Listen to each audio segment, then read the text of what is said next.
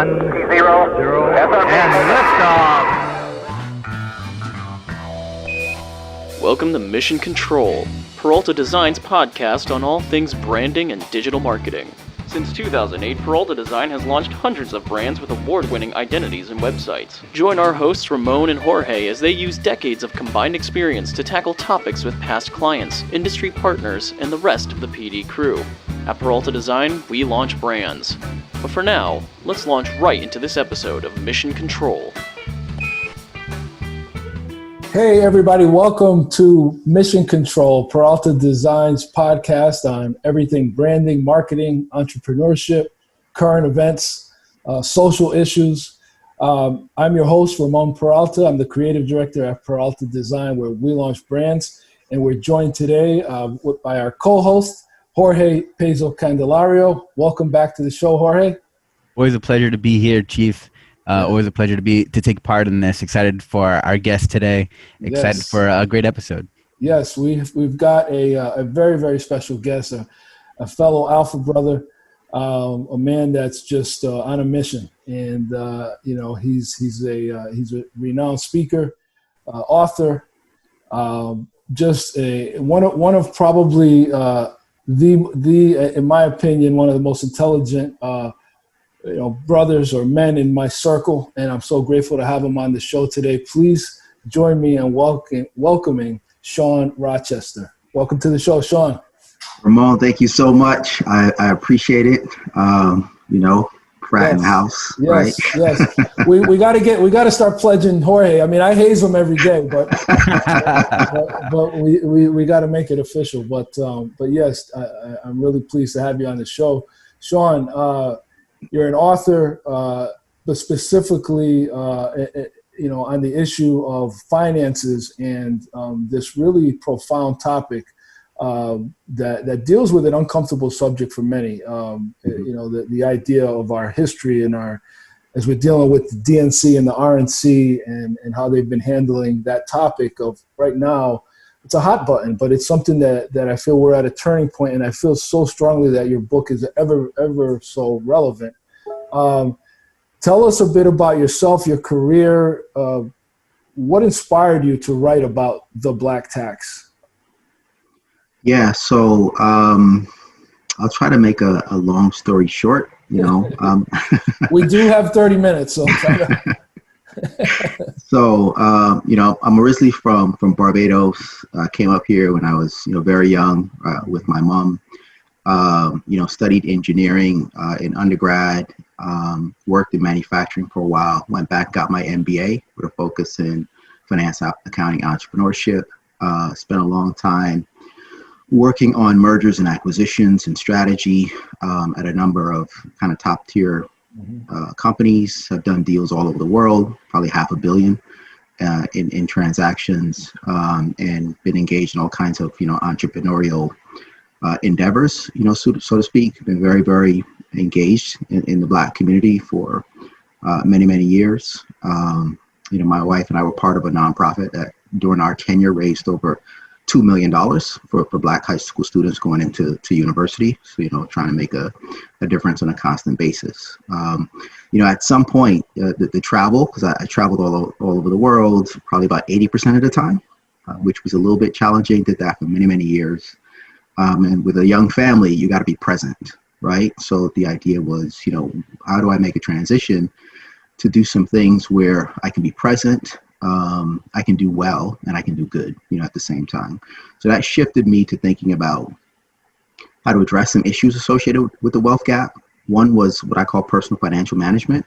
How do we manage the limited resources that we have to the highest and best use to eliminate debt and maximize assets at retirement? And then how do we allocate our resources to create jobs, business, and provide capital within the Black community? Because that's very, very stimulative to having positive, powerful, profound, communities. So that led me down that path, and eventually led me to talks and workshops that I did, along the lines of those two topics, and then the creation of two books. One is The Black Tax, which you guys are very aware of, right? Because the dope cover that everybody loves was designed at Peralta Design, right? And in my second book, which is CPR for the Soul, which was also designed by Peralta Design, by the way, that focused on personal financial management. So long story, tried to be very condensed. Yeah, no, and Jorge, you can identify with having the young family and being present. Big time. All that time, especially now, your time is always precious, but especially now, it's even more precious. These are moments that you only get to experience this one time, and so key to be there. Yeah. And, there are no coincidences. The universe is doing its thing because you are now the third guest.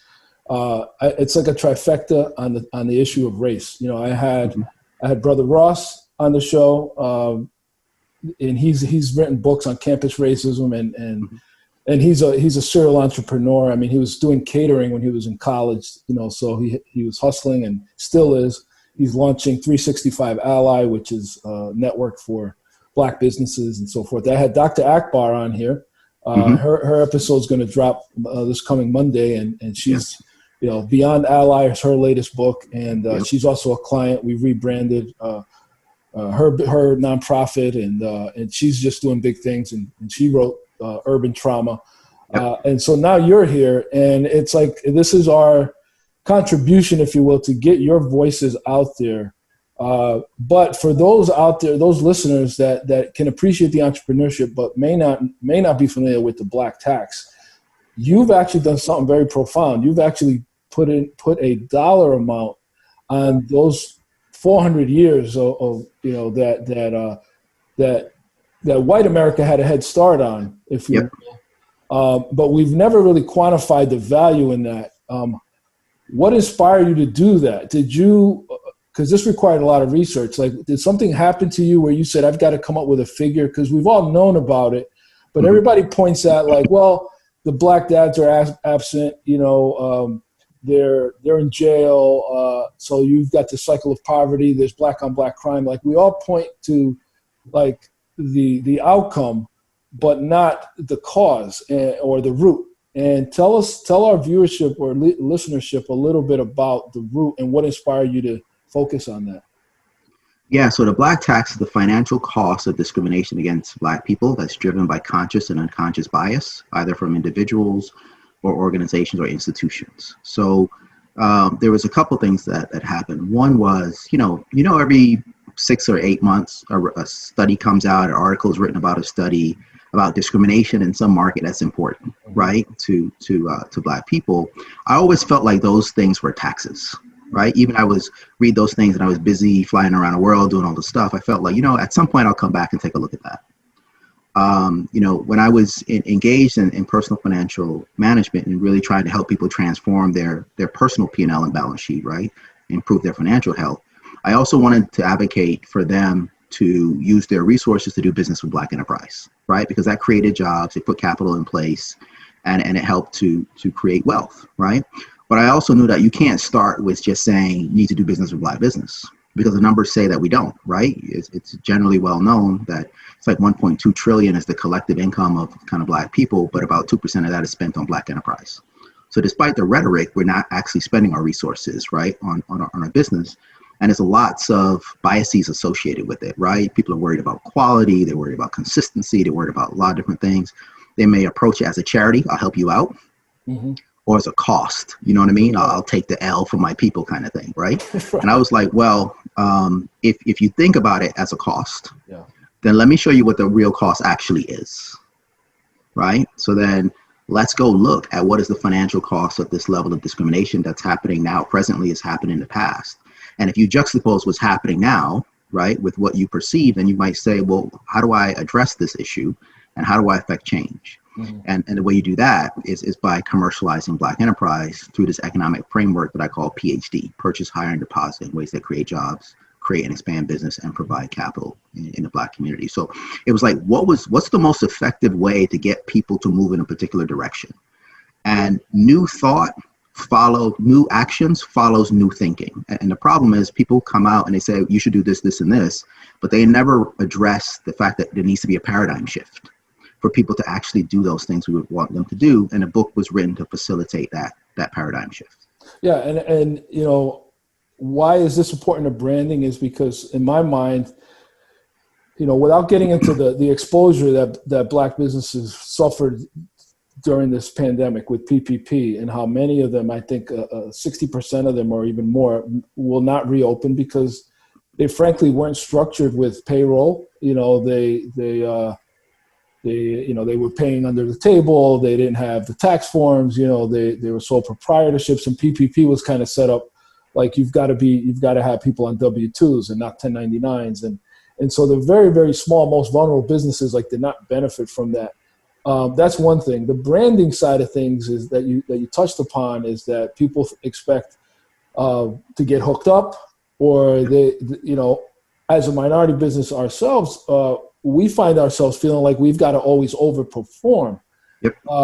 Because we feel like we're not being judged by the same metrics. Whereas I tell my team, we can't be late. We got to deliver more than expected. We've got to be excellent. And so that all is part of this tax, that we feel. And Jorge's been on some of these conversations. And Jorge, you can the whole thing is, you start kind of a lap behind, and then you've got to do everything in your power to kind of catch up, just to keep your head above water, just because of the connotation that comes sometimes with hiring that type of firm. And you've seen it, and it is it becomes a thing that you have to get used to in your, you have to live it, breathe it, and it becomes your daily life. And you wonder, how do you overcome that? How do you get what, you talk about paradigm shift. Do you believe that kind of what we're seeing now is part of that paradigm shift that's occurring? Is that happening in part? Are there other steps on their way to occurring? And, what needs to happen to shepherd that forward? Yeah, what I think we're seeing now is a piercing of the veil. That's what I call it. Okay. Right? So you've got this idea, this mantra that it's all egalitarian, right? Everybody's got the same opportunity, and we're just distinguished and differentiated by levels of hard work, stick-to-itiveness, and all that kind of stuff. Mm-hmm.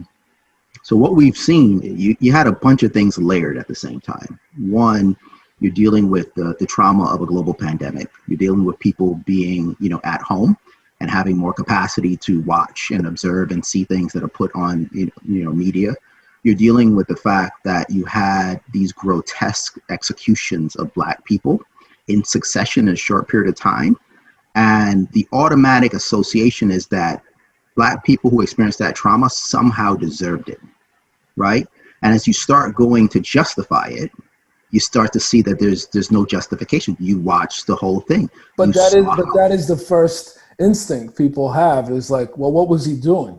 Exactly. Or where was he could have been reaching. We immediately, Gen Pop is immediately goes to, what was it?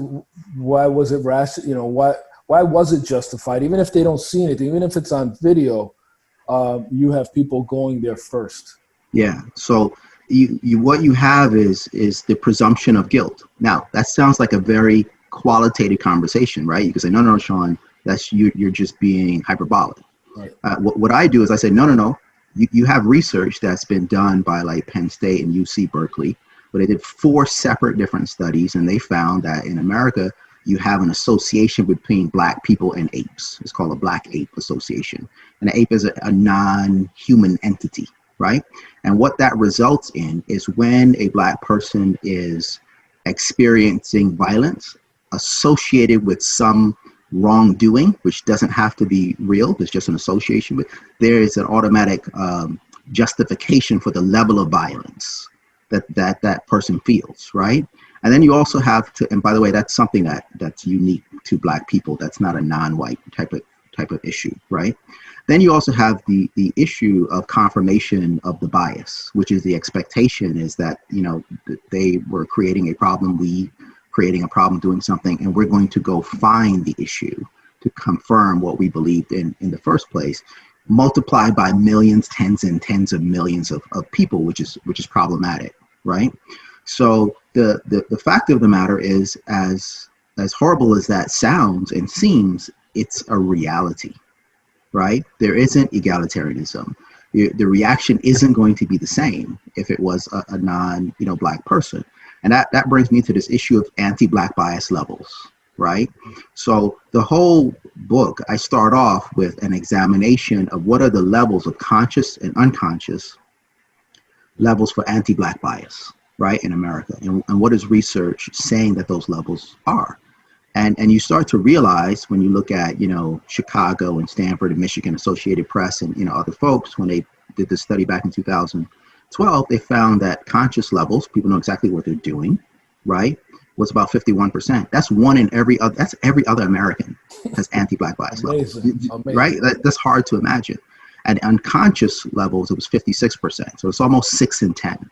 Right, on a subconscious. And that was just that one, study. That was a national study on the whole electorate, right? So it was a non-trivial piece of work. The issue now becomes, how does that manifest itself in discriminatory behavior, from my perspective, that has a financial impact? Right. And then once you establish that, to bring something up with that same point that I saw recently on social media.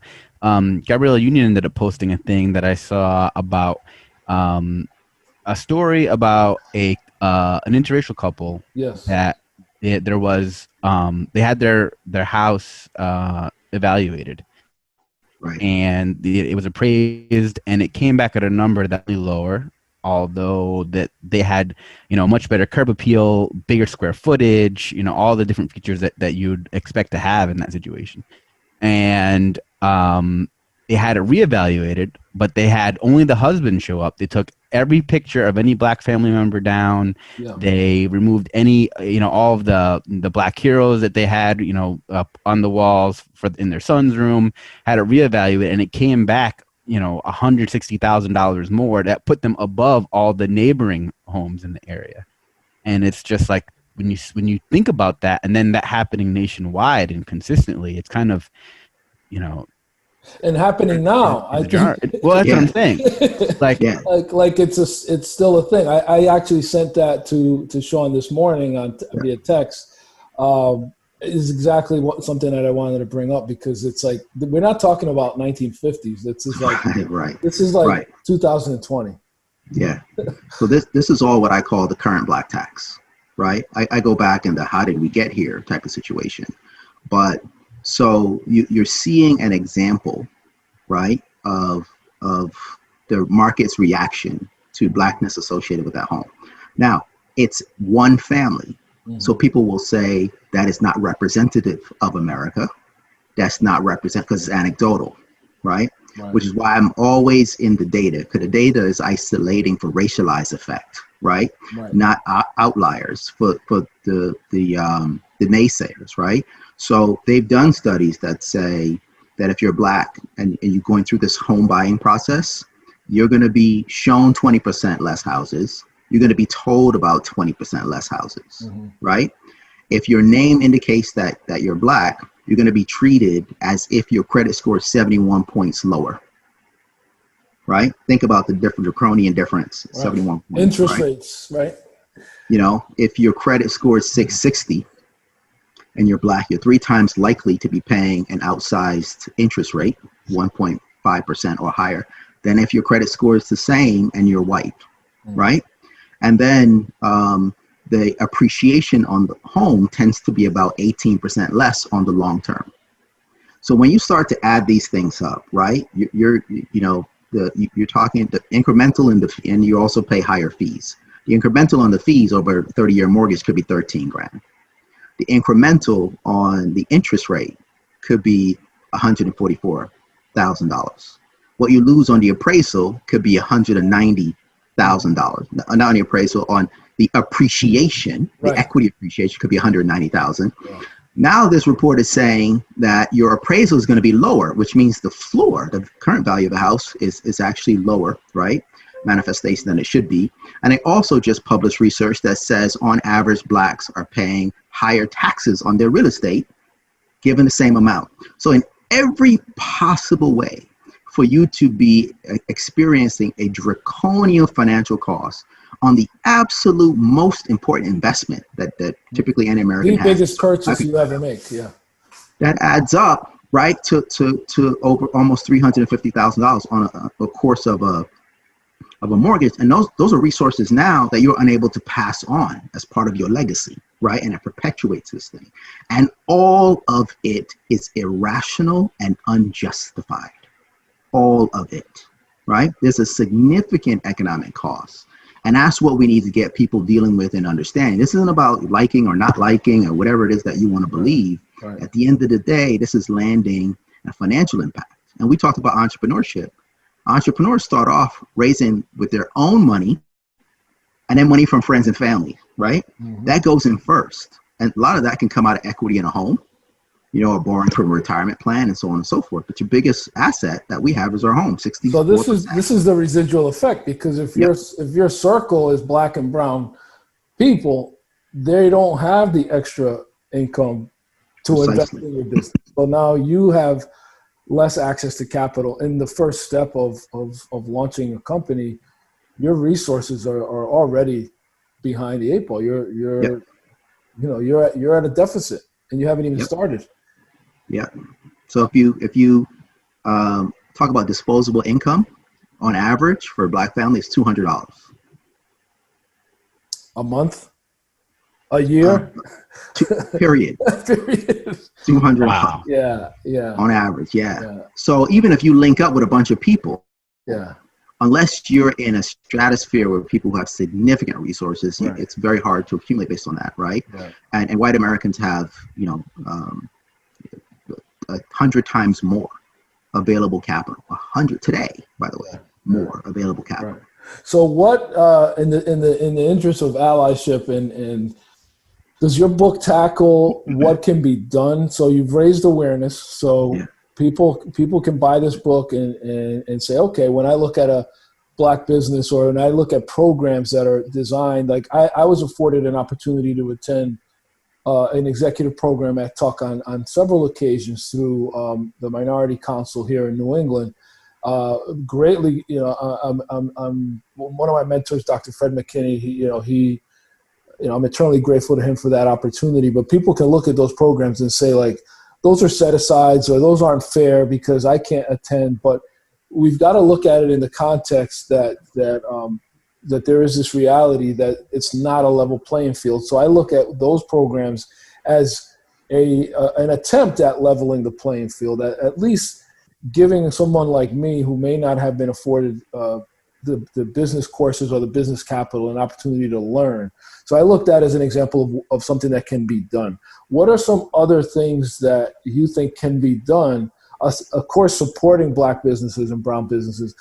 I think there's a stigma that if you support them, that you're somehow anti-white business, and that's not the case. It's like you can be pro-American but supporting black businesses. There isn't this mutual exclusivity. Can you speak up on what can the average person do? Because I think that we're at a tipping point where people, I'm seeing Black Lives Matter, marches in Southbury, places that we've never seen them before. I think there is a segment of our population that is aware of the disparity now. Maybe it was due to George Floyd or this most recent Jacobs case. What are some things that can be done?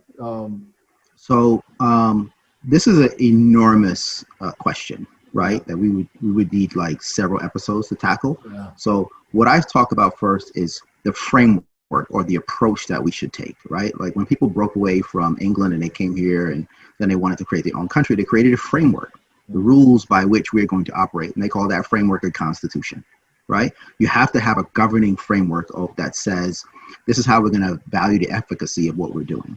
So the framework that I talk about is this PhD, which is about how you allocate your capital and your resources to drive businesses and job creation and provide capital within the black community, right, in particular. So if you're an individual, that's just about how we choose to spend our money. And when you have a decision to make about, what realtor you're going to use when you're buying a home, right, because there are fees associated with what insurance broker you're going to use, what attorney you're going to use, what construction partner you're going to use, right? When you're upgrading your kitchen or your bath, or all these kinds of different things, right?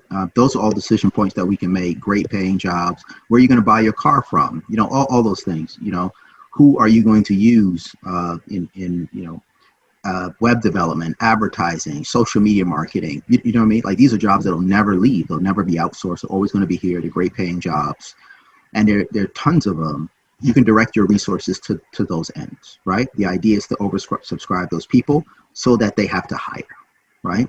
Then, of course, we have to complement them with financing. They have to have access to working capital, and they're also going to need access to acquisition capital in case they want to be able to buy into larger enterprises. But you got to have a standing demand for their services, and we don't need anybody's permission to do that. Nobody needs anybody's permission to do that, and anyone in America can do that, and it creates jobs, and it's a terrific thing. If you're a corporation, that's all about your supply chain. Mm-hmm. You know, corporate supply chains across the country utilize less than 2% of their spend is with Black enterprise. They can create tens of thousands of jobs just by directing their spend towards, you know, Black businesses who go out and hire, right? And affect entire, you know, communities. If you're thinking about how do you leverage your balance sheet, you see, you know, Netflix is saying, look, we're going to allocate, you know, I think it's 2% of their kind of cash on hand. We're going to put it in you know, Black banks and or institutions, CDFIs, what's the credit unions, right? For example, that are providing liquidity, right, in these communities, and others can do that. I think there's $2 trillion, right, sitting in people's balance sheets across various kind of corporations. So that can have a huge, you know, stimulative impact. Are Black people properly represented in your payroll? Mm-hmm. at all levels? Most high performing, high growth, high paying jobs, participation rate is 2% or less, right? Tremendous, you know, improvement that you can have. So it's all about, to what extent do you apply this framework? Now we can talk about which are the best paths within that can have the biggest multiplier effect. So when I see people, you know, marching and protesting, which is wonderful, phenomenal, powerful, they're bringing awareness to things, but they can also utilize, you know, PhD. You got 75,000 people marching. I'm seeing $3 billion worth of spend, right?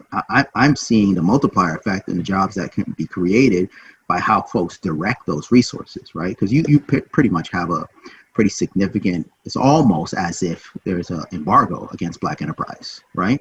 So it has a negative effect in terms of job creation and business development, and let's use the markets to change that, right? We do it with our own demand, and others can join. Best form of solidarity is economic solidarity. Do business with Black business. It has a multiple effect and a ripple effect throughout the community. Do you feel that's the great equalizer, is finance, economic development? Yeah, I think economics, what it does is it shows you where all the pain points are. So now if you say, okay, Shawn, I got it. I'm in there 100%. I'm going to allocate 10 billion towards X. Very quickly, you're going to run into the issue of what I call the slack and the gap. Mm-hmm. So the slack is those who are underutilized but ready for prime time today. You can quickly tighten that up, right, and do tremendous business. Then you're going to run into the gap, which is, wow, we need more of these folks who are well positioned. Now that speaks to an area of investment, right? Now you put more into that program that you were talking about, right? You 10, 100x that, and you put more entrepreneurs into that program so you can allocate more working capital and acquisition capital to them. You're upskilling them from that perspective, and then you're putting the resources in place. And then they're going to be like, oh my goodness, I need to go find more people. Okay, where are we going to get those people from? Again, let's hire from within our community. You're going to say, well, I don't have enough skills in my community. Let's invest in upskilling those folks as opposed to just purely importing folks. Right. Then you're like, well, I need a longer term strategy. Okay, let's invest in HBCUs, right? And schools that are doing a great job of pulling people from low income communities and giving them terrific skill sets and putting them out into the workplace. As you start to have the demand, you start to see where the choke points are, and that's where the capital flows. Right? So you start to see the continuous process of where it identifies the choke points and the points where we need to invest, and you have a full continuum. Most people just see one portion of it and they say, let's invest here. But then they want to see the fullness of the program where it's multifactorial. Right. What was it like speaking for Google, and what did they actually hire you for? Because I'm trying to get a sense of beyond your book. What is this ministry? Who's hiring you? Are corporations hiring you? Tell me what that was like, because I've seen you do more and more speaking engagements. Yeah, I've been very fortunate. You know, I've spoken at Google twice, right? I've spoken at Amazon, you know, a couple times, and Viacom. I've spoken at the United Nations, and a bunch of different places. So normally it's you're just, you know, I'm being contracted for a talk, because no one's taken this position of just saying, how do you quantify this stuff, right? And let's do it based on research and data and make it less emotional. It emotes, but it's not emotional, right? It's speaking in the language of business that everybody talks about all day long, and you get away from let's agree to disagree. If there's no numbers involved and it's qualitative, we can agree to disagree. If there's numbers involved, then we got to decide what position are we gonna take. So primarily it's been to have talks to kind of educate employees at all levels. And now you've got a movement where people are like, well, you know, we're trying to put some of these things in place. Can you help us do so? And then that can evolve into like a consulting relationship, where I'm like, what's the best way to implement PhD? Right. Because one of the things that I try to make clear at all of these different places is that, you know, minority and diversity and all that kind of stuff doesn't mean Black, right? You have to be specific. When you say use those terms, you're talking basically about non-white males. And that's 90% of the population on planet Earth. You can't have a generalized solution to address specific problems. Well, in Connecticut, white women are factored in as minorities. So it's even more diluted. Right. So exactly, right? Which is, you're just rerouting resources back to yourself. That's just a conversation between gender of how they should allocate roughly $70 trillion. You know what I mean? And that needs to be dealt with and done with in an appropriate way. It has no impact on Black people whatsoever. And the issue has to be like, if you want to address these issues, and people do, then you need to be specific, right? The world is not egalitarian. The levels of biases are not the same across all groups. The most highest level of bias is anti-Black bias, and it's the most resistant to change. It falls the slowest over time. Right? And that affects you economically. So you have to have programs that are very specific to that group. The same way you need to have programs that are very specific to people of Asian ancestry and descent, which by the way is 40% of people on planet Earth. You know what I mean? Like this is some, you know, consolidated group that people just made up. And the same thing for our Latino brothers and sisters. You have to have well-defined programs for those particular groups. Because the groups have different per capita incomes, they have different per capita wealth, they have different business infrastructure, right? And Black people are the worst of all of those metrics, right? So you need a unique solution set to that, right? That goes from affordable loans to grants to acquisition capital to a whole host of things. Yeah, absolutely. And I want to move on to CPR. Tell us a little bit about this next book. I like what I'm hearing, because for our entrepreneurs out there, you've written a book, you're passionate about it. It's a very important topic. I look at it as a ministry, but you've been able to monetize it into speaking engagements. And I like how you've branded these things like PhD and CPR, and did a very good job of that, creating systems and coming up with solutions. What's different about CPR? What's the focus of that book? So they're complementary. It's written in a different voice, right? You know, the Black tax is really just the kind of, it's very intense and potent, but it's just the facts type of situation. Whereas CPR for the Souls is more like you're having a conversation with me. And it's fundamentally designed to help us better manage our economic resources. Why is that? Because of the history, right, of the last 400 years and 150 years plus in general, people haven't had the critical mass of knowledge, right, from passing capital and resources from family to family. So we're always trying to do our best to figure things out, right?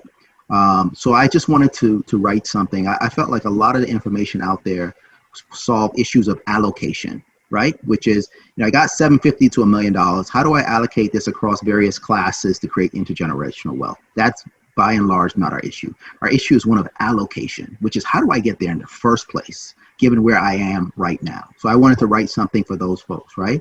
That focused on this thing that I call the soul: stewardship, ownership, and legacy, right? Stewardship is, how do I manage my limited resources to their highest and best use to maximize cash flow? No positive cash flow, no conversation. We're done, right? It's a necessary requirement. The other piece of it is now ownership. How do I put myself in a position where I'm the only person who has claims on my assets, right? Which means I got to understand what my levels of debt are, put together a plan to over time get myself out of that situation, and then try to stay out of that situation within the context of an environment that's hyper consumptive and does so based on debt, right? Right. The other piece of it was legacy, which is 3 parts. One, how do I, according to Proverbs, leave an inheritance for my children's children, right? That's no joke. When you start thinking about that level, it's hard enough to make sure you are okay. Yeah, we're not inheriting, homes or plots of land or businesses or any of these things that now, the term of, hey, you were born on third base. That's what that means. It's like you were born into an existing family business. You were born into the home you live in is now mortgage free. And so you can work and invest in other places. It's like our communities, Black and brown communities, don't have that luxury oftentimes of things being handed down to them. I think this generation is growing up with some of that, but it's taken hundreds of years to get there. Yeah. So let me be precise, right? Yes. If you're Black, you're 5 times less likely to get an inheritance. And if you get an inheritance, it's likely to be 1/10 of what your white peer gets. Mm-hmm. And that which your white peer gets, 91% goes to wealth increase. For Black people, it's 20%. Wow. So on every metric, that's why I want people to understand, beyond the qualitative ways of talking about things, we have less. Mm-hmm. There's orders of magnitude here, right, of difference. And all those things are actually necessary. Educational outcomes are proportional to wealth. Yes. Health outcomes are proportional to wealth. Business, your ability to actually do well, right, as an entrepreneur, is proportional to the amount of wealth that you have, because it's a learning process. No, people don't always win. They try 6, 7, 8 times mm-hmm. before they kind of figure it out. If you have very limited resources, you got one shot, right, to get it right across all those things. So that lack of economic resources, the dearth of it, has a huge impact on all those outcomes: health, educational, entrepreneurial. A lot of that's already set before you even start putting in your hard work. Right, and we're not even going to go into the check cashing places and predatory lending. And exactly. All these pitfalls that are all around you to even sabotage you further. 100%. Capitalize off of that exact situation. Now, I do want Jorge to chime in a bit, because you've done some real strategic things with your website that from an entrepreneurial standpoint, you've actually leveraged the web tools. You've built systems so that you're not relying on selling them strictly on Amazon. And you've made some strategic decisions that I want Jorge to dive into before we wrap up, because I think they're important for our listeners that are either writing books or want to launch their own brand. You've really done something special with how you're leveraging the website. And I want to definitely have Jorge address some of that. Sure. And like you said, a lot of it is taking that independence and that, that ability to create into your own hands, right? You take Amazon, which takes a massive cut of whatever it is that you're putting on there, and you say, well, how can I spin that for myself? So it's been great to collaborate and be able to say, hey, how can we create a solution that puts that sales power into your hands instead? So kind of bypassing that need to give, that massive platform that's already, one of the richest in the entire world, instead put that directly into you and be able to reward customers for ordering in higher volume, being able to now expanding from not just physical products and the digital ebook itself, but now into the courses. Is it's amazing that there's so much content there that's so valuable. And I think a lot of it, just from just talking about data in general, is hearing so much about what the and when you hear the numbers of everything that's going on, it kind of that's the enlightening part that always kind of blows my mind. As a developer, we always say that users lie, but logs don't, because at the end of the day, the computer is just kind of capturing that data, and you're able to make actions on it. So hearing the data behind all of this and how we can translate that to enlighten people further through the web and make that international, give you a voice for your own platform, in the form of blog posts, in the form of different content and courses, ebooks, physical books. It's been great to be able to see that evolve over time too. Paywalls and quid pro quo and just, I like to say, people that come to the site, you drive the traffic there, they've self-identified themselves as being interested in the subject matter, and I just think it's a great example. Shawn, did you have anything you want to share about the website itself and how you've kind of structured, because you've got multiple brands going on, multiple books. What's been, from an entrepreneur standpoint, have you sketched this out and created like an org chart? Like, how have you, because you're a friend to PD, you support us. We love working with you. But when you come to us, you come ready, you come prepared. You're not saying, hey guys, what should I do here? Oftentimes I feel like we execute for you, but you've clearly spent a lot of time researching. Can you tell us a little bit about how you think of the user experience from an owner standpoint? Yeah, so let me kind of give you like how the continuum starts to go, right?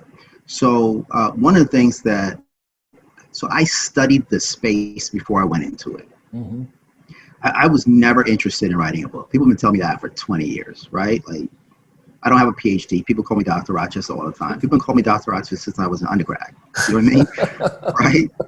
So I wasn't interested in doing that. Mm-hmm. So, but when I found that it was necessary, because I wanted to provide this information to people so they had the same fact pattern, so that they could understand and empathize and then allocate their resources to what they now wanted to see, I was going to publish a book. So, and I studied the space before I went into it. Like, people don't know. I understand the space extremely well, right? And then I'm a cash flow optimization expert. Like, that's what I do. I'm very passionate about that. I've done that at corporations, right?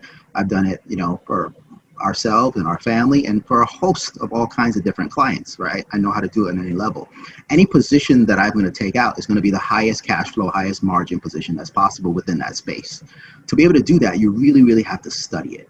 Mm-hmm. And to take a look at what the options and alternatives are for you, and the pros and cons with each. And when I went through that process, to me, it made, more sense that I was going to become not just a self-publisher, but to become the publisher, right? So we have our own captive publishing business, right? And it's for the work that I produce. Now, that means you got to put it all together. You don't just got to go to someone and they do it for you. You've got to do it. But it allowed me to actually execute on this belief system of PhD. So I was able to go and work with all of these great and amazing folks that I never would have had the chance to do if I went with like a firm that's 98% not Black, right? Like, if you're lucky if you could find one Black person that's engaged. I didn't want to do that. I wanted to live it.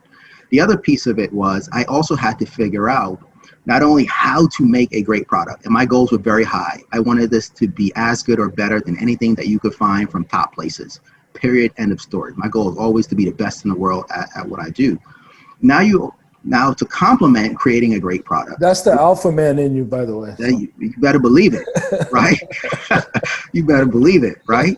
Now to complement making a great product, which listen, I don't mean to trivialize it. I cannot tell you how difficult it is. I have a lot of respect for people who've written books and all that kind of stuff. It is non-trivial, right? So I don't want to brush it over. But after you go through that process, you got to think about how now are you going to distribute it? What face to the world are you going to have, right? And there's a big difference between a physical book and a digital book, right? And how are you going to create this web presence? And what is the best way to go about doing it? And who's a great partner to have?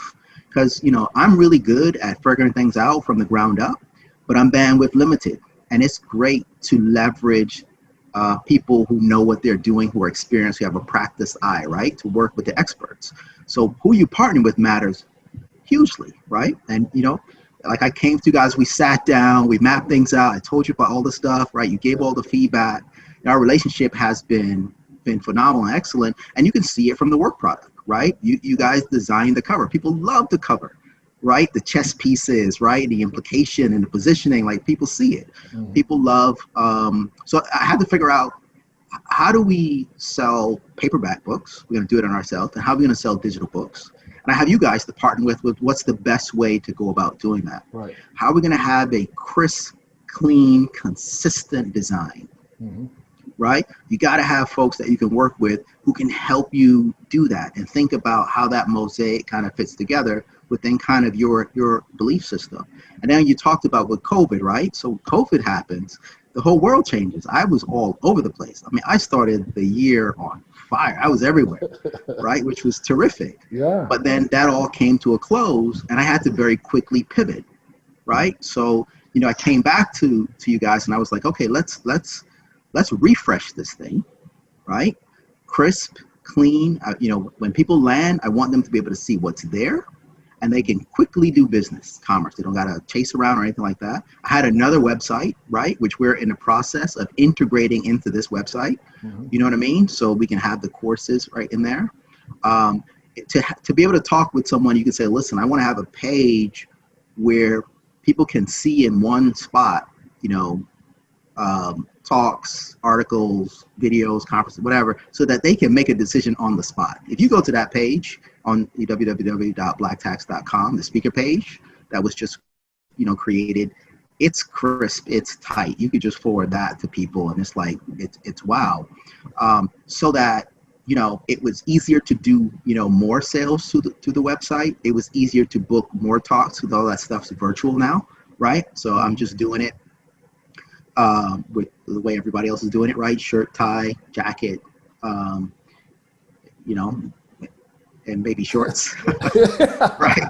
Exactly. You never know, right? But on there. And then also, so long story short, you have to know what your goals and your objectives are and what the pros and the cons are. There are costs to what I'm doing. I am willing to invest in it. Mm-hmm. Right? I have a belief system about who I want to do business with and how that helps families. And I want to be able to execute on that belief system, right? You have to have great people who can help you bring your vision to fruition, right? You know, kind of across the board and have a very powerful and consistent theme. And then the way I've thought about it is doing it in phases, right? That's a key. Crisp, clean, and honestly affordable. Because there's endless things to spend money on, but you really got to focus on how you invest in things that drive revenue and profit so that you can continue to do business, right? With the folks that you were doing business with. And we've been laying those things out. And then when you have a partner and a good relationship, it gets beyond just the scope of work. People have a stronger sense of what you're doing. Right, absolutely. You know what I mean? And it's easier to be like, okay, the best thing in the world, let me just say this, is when you can work with someone who can help you fill in the blanks. You can't, even though you have great aspirations and goals and you're directly correct, you don't know everything that's missing. Right? And sometimes you don't know what else you should be doing. It's like so much more is kind of brought to the table to help you avoid those pitfalls, not just to execute the work. And that's what I like about the relationship. So it's a bunch of things, you know, we live the principles. Mm-hmm. Right? We got a high quality product. People love the blog, even though I'm amazed at how many folks are going to it, even though I'm not really advertising. I'm just sharing my thoughts. And they're like, is it hard to maintain such an awesome blog? I'm like, I don't think it's that hard, but you really do need a great partner, right? To help you set it up and bring it together. Well, we appreciate you. We appreciate the partnership and I feel like we're only just getting started. There's so much more and there's so much work to do and being able to use our powers for good with this kind of a relationship is really rewarding for us. And I know Jorge speaks highly of every single conversation he has with you. And he said, good luck keeping keeping Shawn to a half hour. He warned me. But I think we're definitely going to have worth it though. Always come away enlightened every single time. Absolutely. That's why I'm not stressing the time. I think this is a great episode. Lots of great content from many different perspectives. You mentioned real quickly the website, but can you share it again for those that may want to buy your book or may want to hire you to come speak or speak virtually to their company? Because if Google and Amazon are hiring you, these mid-level small businesses that have 50 to 100 employees, they could certainly help and be benefit greatly from your content. And there are plenty of people that now want to be allies but don't know the best way to do it. Yeah. So how can people track you down, find you, buy your book? Share some of that with us, and so our readers or our listeners will know. Yeah, so folks can email me at blacktext with an ED at gmail.com. You can, buy the books and soon to be the courses at www.blacktext.com as well. We do talks, there's consulting. And in some cases, we help raise capital for businesses that need it, right? And even finding resources, because you get to a point where people say, "Man, I really get it, and I see what you're talking about. I just don't know how to do it." Mm-hmm. Right? Where do I find these people? How do I get these resources? How do I act on what I now believe? Right? So we work with folks and we consult with them and partner with them on how they can execute that. Excellent. Well, Shawn, Dr. Shawn Rochester. Because you do have a PhD, it just stands for something different. But listen, that's right. Thank you for your time and your insights and this mission that you're on, and we're so grateful to be a partner with you on that mission and to help you. Thank you, Jorge, for joining us, and your ongoing work with Shawn on our team, and it's just a wonderful thing, and I really appreciate you joining us. We'd like to thank everyone out there for joining us. This has been a great episode of Mission Control. And until next time, this is Ramon Peralta with Peralta Design, and we launch brands. Thank you for taking this journey with us. To learn more about Peralta Design and our work, go to www.peraltadesign.com and subscribe to keep up with the crew.